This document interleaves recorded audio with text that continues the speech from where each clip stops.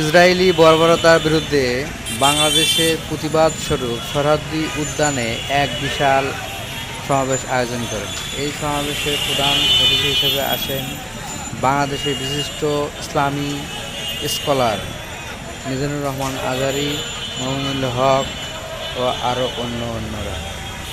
এই সুযোগে অসাধু কিছু ব্যবসায়ী 30 টাকা 40 টাকার ফিলিস্তিনি পতাকা 300 টাকায় বিক্রি করছে।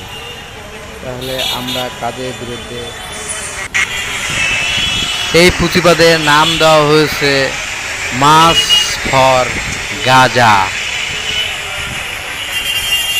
এটা কি গাজা অভিমুখী যাত্রা করবে নাকি ভাই?